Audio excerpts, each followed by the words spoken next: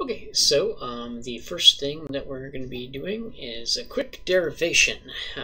We'll get get one of these out of the way, and then I'm not doing another one. I'm going to do the derivation of the Ix and Yr, Ix and Iy for a rod's cross section.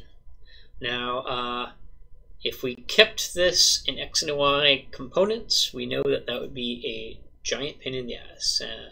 That having been said, we don't need to keep it in X and Y components. We know that this is rod. We know that it is symmetrical about all axes that pass through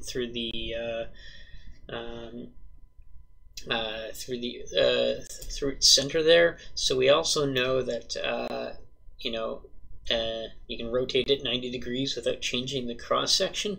So in that case, we know that Ix is going to be equal to Iy.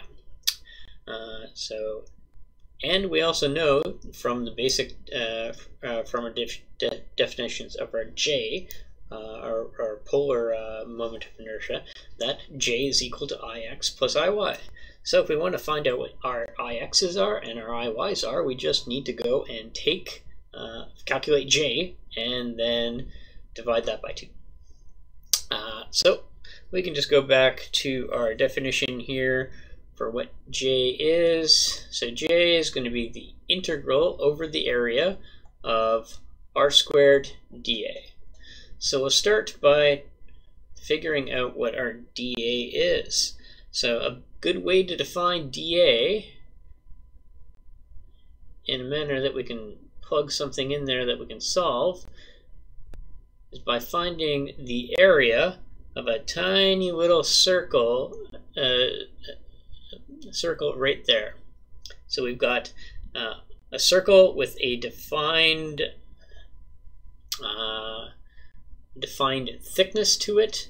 Call that. We'll assume that that thickness is very, very small, and we'll call it dr.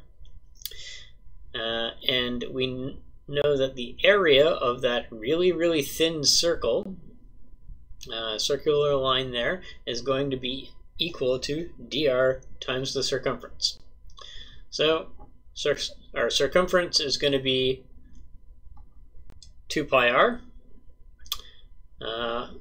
So our dA is dr 2 pi r.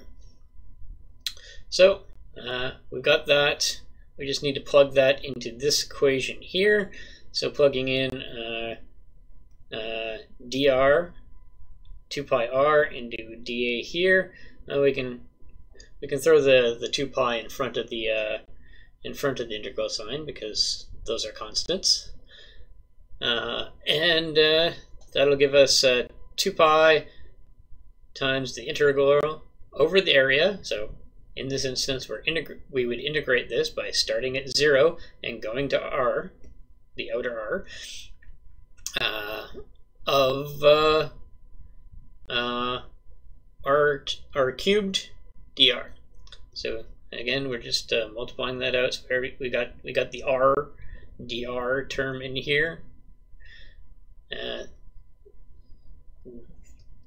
That goes into there. So we basically add an extra.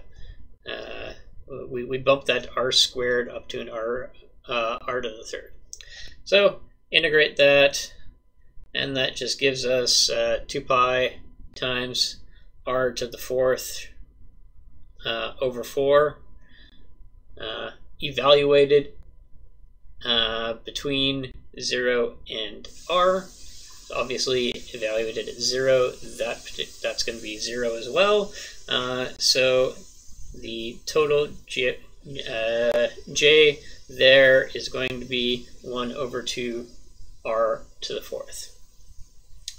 And again, we know that I to the x there is going to be half that. It's also going to be equal to I to the y. So just that divided by 2 gives us 1 over 4 r to the 4th, which, not too shockingly, is exactly what you should expect to see if you look it up on Wikipedia or check the back of your textbook.